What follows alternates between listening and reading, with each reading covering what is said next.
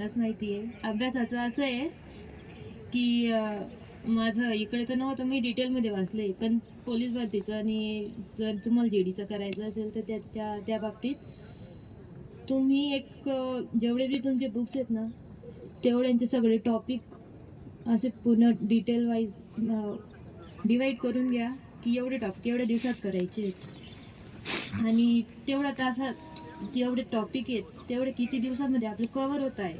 दिवस काउंट करा. ते दिवसमध्ये 24 तास पैकी तुम्हाला किती तास अभ्यास करायचा आहे आणि 24 तास म्हणजे त्या तासांमध्ये समज जर तुम्हाला 8 किंवा 10 तास अभ्यास करायचा आहे तर 2 तास याला, 2 तास दुसऱ्या सब्जेक्टला, 2 तास त्या दुसऱ्या सब्जेक्टला, आणि जे टार्गेट फिक्स केलं आहे ना ते व्हायलाच पाहिजे. आणि ते जर नाही झालं ना तर तुम्हाला आठवण बी नाही पाहिजे की माझे जेवण बाकी आहे किंवा मला इकडे जायचं आहे का तिकडे जायचं आहे. राहू द्या, झालं नाही झालं, एक दिवस जेवण गेलं. माय ममता आमच्या ममताने बी काल जेवण केलं नव्हतं दुपारी, त्याच्यामुळे चांगलं आहे. पण एक माइंडसेट पाहिजे.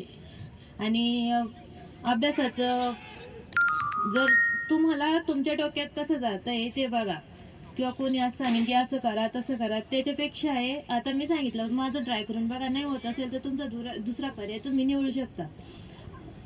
जर तुम्हाला वाचून होते, लक्षात राहते, वाचून करा. जर लिहून होते, लिहून करा. जर व्हिडिओ पाहून होते, व्हिडिओ पाहून करा. आणि जर लिहून ते आपल्या डेस्क बॉक्सला लावून द्या.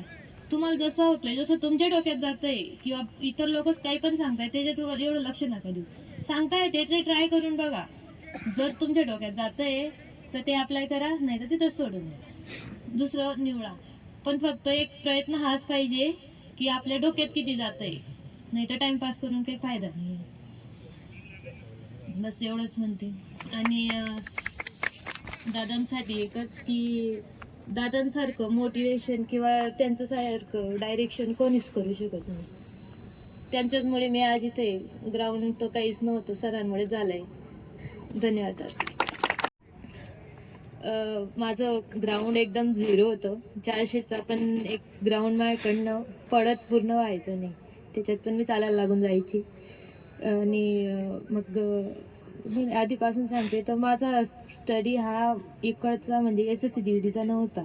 मी स्टेनोग्राफी करायची आणि त्याच्यामधून टाईम भेटला तर MPSCचे जे मोठे बुक्स आहेत ते डिटेलमध्ये वाचलेत मी. म्हणून त्याच्यामुळे माझा पेपर थोडा चांगला झाला. मग भाऊने एका दिवशी असंच GDची क्वेश्चन पेपर दिली, मग ती सॉल्व केली, थोडी चांगली पडली. भाऊ म्हणे कर प्रिपरेशन, तुझ्याकडनं होत आहे तर. आणि टेक्स्टबुकला टेस्ट सिरीज लावली, त्याच्यामुळे माझा पेपर निघाला SSC-GDचा. आणि पेपर निघाला. मग ग्राउंडचं काय करायचं, ग्राउंड एकदम 0 होतं.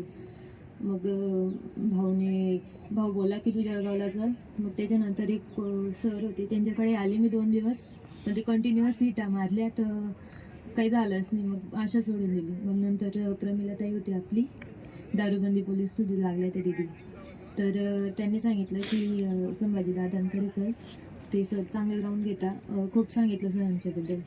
मग आलो.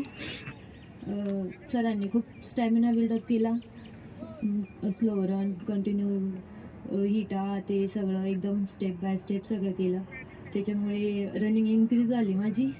आणि तेव्हा असं वाटायचं की म्हणजे स्टार्टिंगला वाटायचं की माझ्याकडनं ग्राउंड होणारच नाही, काहीच नाही आहे. आणि नंतर जेव्हा थोडी रनिंग इन्क्रीज झाली की तेव्हा असं वाटायचं की केल्याने होतं, म्हणून आधी केलंच पाहिजे. मग केली ग्राउंड, चालू होतो. लास्टला 2-3 दिवस बाकी होतं तेव्हा माझा आउट ऑफ टाईम निघाला. तेव्हापर्यंत माझा टाईमच निघाला नव्हता. ग्राउंड जवळ येऊन गेलं होतं, एकचदा आउट ऑफ टाईम निघाला. मग फायनल ग्राउंडला 7:30मध्ये काढलं आणि इथं 8:30मध्ये काढायची.